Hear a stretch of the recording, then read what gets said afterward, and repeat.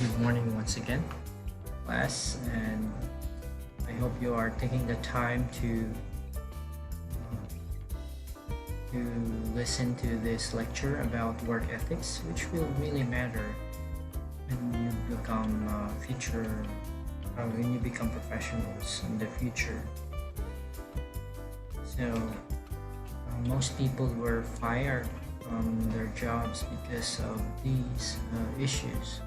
So you might as well learn about this the earliest possible time and prepare for this so that when we come to that time or moment when we work, we know what to do. Okay, so I got this slide from slideshare.net, specifically from wordpress.com. Okay, it's entitled Work Ethics and Being a Professional. So what does it involve to be a professional? Well, professionalism, so we will be talking about professionalism, a definition of work ethics, and the characteristic of work ethics. This is to wrap up the lesson, the whole unit about work ethics. Okay, first, what is professionalism? So, what do we mean when we say act like a professional? We often hear that between professionals who are fighting or into a quarrel. So they correct each other by saying this. Okay, so which one is more professional looking? So of course we have discussed that based on the appearance. But professionalism is not just a set of good appearances like neatness, good grooming, sharp talk, and the like. Nor is it just technical skill. Like many technically skilled people are not really professional in the right sense of the word. So what do you mean by professional?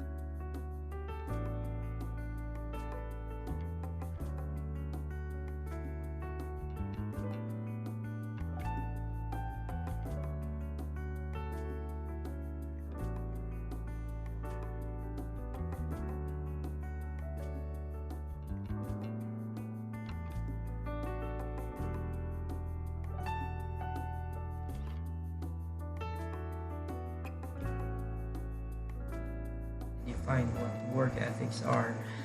So definition of work ethics, again to review, work ethics are a set of standards and rules that are required by an individual for satisfactory work performance. Work ethics have two types. So we have the personal work ethics, which involves sincerity, your respect for the job, regularity, punctuality, and seriousness. Number two refers to is specific to a work situation, like keeping certain information confidential, maintaining cordial relation with clients and agencies, and of course being prepared to take up new tasks. So the need for work ethics, because it's between the workplace, and the worker. So for that to really revolve well, like a well-oiled machine, and we have to understand and know work ethics. Okay, characteristics of work ethics. So here are the characteristics of work ethics, and we'll be discussing each one of these. So attendance, character, teamwork, appearance, attitude, productivity, organizational skills, communication skills, cooperation, and respect. So let's discuss that in detail. First, when we talk about attendance often have a large impact on individual and team success. Absenteeism can also profoundly impact job performance and retention. So it's a virus in the workplace. And others even cheat on that by asking their co-employees to time in their cards because they're gonna be late. So stuff like that. But attendance is very important especially on meetings and important meetings and um, other, what do you call this, other appointments that you have. So it's very essential for the success of the team. I see here, final discussion, absenteeism in the workplace. So this should be interesting. But like, that's why when you vote for council or congressman or senators next election, you have to consider their attendance in sessions, because that's really important for their performance of their jobs.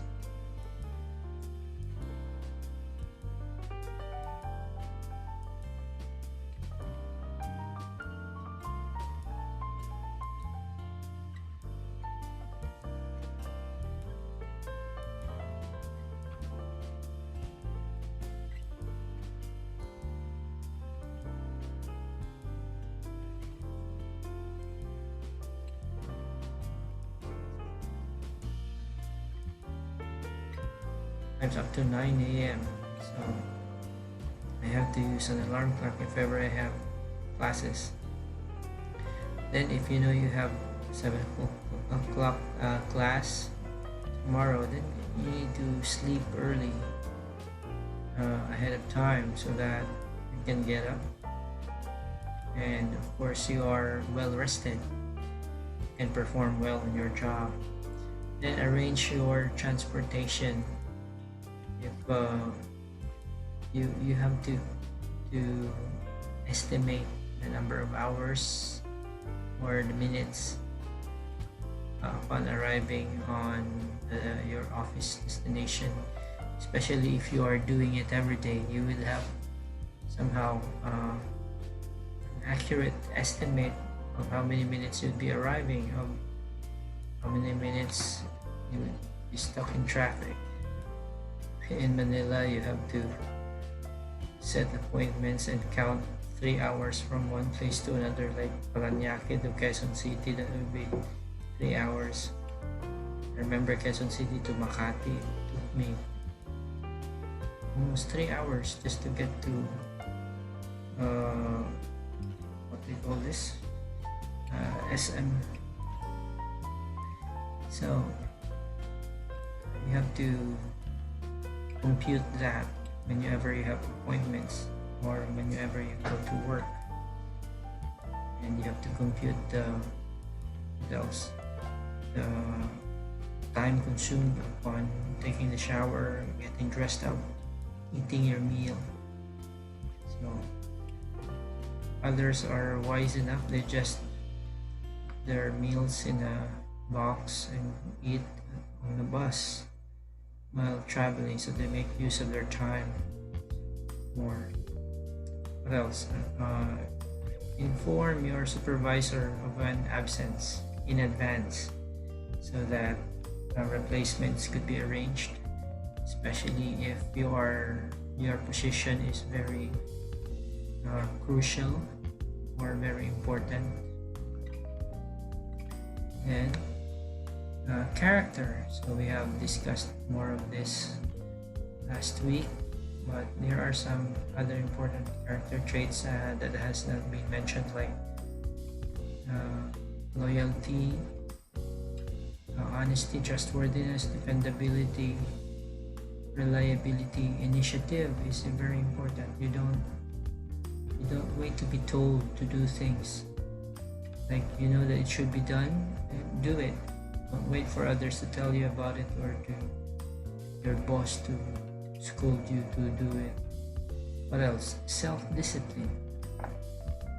Okay, so to let go of certain pleasures just to stick on a responsibility or on your duties. And you have the self-discipline to put off Facebook or YouTube for the sake of doing your job with full attention. So that involves a lot of self-discipline. What else? Self-responsibility. So you feel that I have to do this, I have to do this. Like in my case today, it's I'm check 1:30 a.m. and I'm still recording this. I'm quite sleepy already, but this is the best time to record since there are no roosters shouting, no dogs barking, no people passing by, or kitchen utensils clanging. So this is the best time. Very I enjoy the solitude of the moment. So still cannot put this off for tomorrow. So this involves self-responsibility. You see the picture here. I work for money. If you want loyalty, get a dog.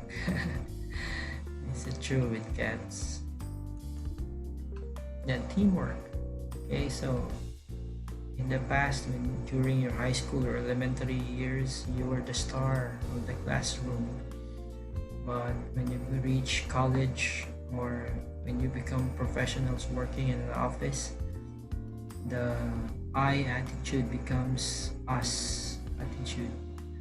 So because things are done using teamwork, so respecting the rights of others is important to promote teamwork. Being a team worker, being cooperative, being assertive, displaying a customer service attitude. Okay, so it's like serving you is more important than what I can benefit from this transaction. What else? Seeking opportunities for continuous learning. Even if you are at you become matured already, still there's still so many things to learn. So education never stops, learning never stops. What else? Demonstrating mannerly behavior and respecting confidentiality. Troubles come when you confide to one person about your secrets and you tell him, don't tell anyone else. And what happens is he tells the other person and says, don't tell anyone else. And so the chain goes within the office, and the last thing you know is you're the only one who never knew that everybody knows your secret. So respecting confidentiality. Once people discover that you broke the confidential code, it would be difficult to trust the person again. So win the trust of others by handling confidentiality. Okay, so what else? Appearance. A person makes their first impression of someone in 3 seconds. See? So you have to dress appropriately, personal hygiene, and good manners. These are, and of course the smile. When you wear these things properly, they really make a good impression to a lot of people. So you have to consider grooming. That includes strong influence, non-traditional interview attire or sight influence, earring, no influence, beard, no influence, mustache, there's no influence. It's okay. Handshake, a sight influence, and traditional hair color, sight influence. Body piercing could be a sight influence. Obvious tattoos could be a sight influence, and unusual hairstyle would be a sight influence. That's why these things are not allowed for us faculty members. If I be given a choice, I would love to wear an earring. I would like to have a long hair and tie it like a ponytail. Probably I would have tattoos as well. And I even tried having light hair color in the past when I used to have thick hair. But Now, there are clear instructions or ordinances, what you call this, directives from the management that these things are not allowed on faculty members. Of course, it's not right to judge people based on their looks, but we have to, but we cannot help it. Sometimes we judge people in 3 seconds based on how they look like. Okay, so attitude. Okay, demonstrating a positive attitude, appearing self-confident, and having realistic expectations of self are really important. How you look at yourself in comparison with other people would really exude that kind of confidence. Okay, so if you are always insecure of yourself, of your abilities, you would always find the other person better, and you would look down on yourself, which is somehow damaging attitude. So always have that kaya ko to attitude. Okay. And productivity, following safety procedures is very important, in especially in construction sites. If you're working with construction sites, always wear the hard hat, always wear the proper shoes and other stuff. That's what happened when that caused the death of Eddie Garcia in a shooting set. Just he tripped a wire, I think, and that lost his balance, made him lost his balance and hit his head somewhere. Then keeping the work area neat and clean, so avoid something that is slippery, something that can cause accidents. They say accidents don't just happen, sometimes they are caused by negligent people. So make it neat and clean so that it's pleasing to the eye. It doesn't give you unnecessary anxieties. What else? Follow directions properly. When the office says you have to return things and you borrow them, put them back in the proper order. What else? Do certain steps before doing things, like before you, if you're the last person in the office, what are the checklists to do? Check, okay? Check, unplug things, switch off things.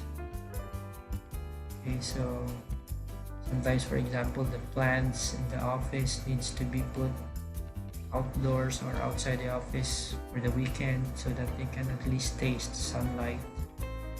So little things like that. What else? You have to develop your organizational skills as well. So this includes preparing for assignments at home. So while still at home, just prepare the things you need to bring in the office so you won't forget things. You need to even list down if there are too many. What else? Prioritize what's the most important in terms of your time, in terms of your finances, in terms of your efforts. You have to consider that so that you can arrive at a good decision. Well, set timetables, list what you have achieved and what is still pending. What I did in the past when I was a college student and I was a working student at that. Every day before I leave office, I have a checklist of things to do, including those school activities. So whenever I'm done with something, I'll just mark the dash with circle. I encircle it. So this lets me know which activities are still pending or can be moved to tomorrow's activity. So you have to spend time wisely. Time is something that when it's lost, You can never regain it back. So use it wisely. And communication skills. So you have this one of the most important thing you have to improve and work on. Like the verbal and non-verbal must be clear. Even among us teachers, we are also sometimes scolded for our wrong grammar or wrong use of the word or other stuff like that. We are faculty members, so means we need to learn and improve on our communication skills as well, even at this point of time in our lives. So what else? To the point. Okay, so when you say something, say it to the point, directly to the point. Empathetic. Empathy is putting yourself to the shoes of others. So how would they feel if you say that? Or how would you feel if your office mate would say that to you? So that would be a good test for you to check your language, mind your language. Well, we must always treat others as we would like others to treat us, especially when you committed mistakes. How do you treat others who had committed mistakes or who had offended you? You fight back, or do you humiliate them as well? So that's a very good question. Okay, next, cooperation, developing good working relationships with each and everyone. Following the chain of command, you don't bypass other people. So always bring your concern to the immediate superiors before writing. Can you imagine if I have some complaints about the office arrangement or something, or about the use of equipment, then I would have to write a letter right away to the manager or to the president. It's not chain of command. You have to report it to your direct supervisor first. What else? Be good at conflict management. How do you handle conflict with other people, with your boss or with your subordinates? Okay, so remember, just be sympathetic as well. What else? Being a good problem solver. Gumawa ng paraan, huwag ng dahilan. Whenever there's a problem, be the one to volunteer and to think of solutions. And sometimes even without being told. So that's initiative. That's a really good character trait. We're almost done. And respect. Work to the best of your ability. Do what's asked the first time. You don't need to be told the second time to do things. Accept, and so that means being prompt. Accept and acknowledge an individual's talents and knowledge. Don't put them down because you are insecure. So acknowledge their efforts, talents, and knowledge.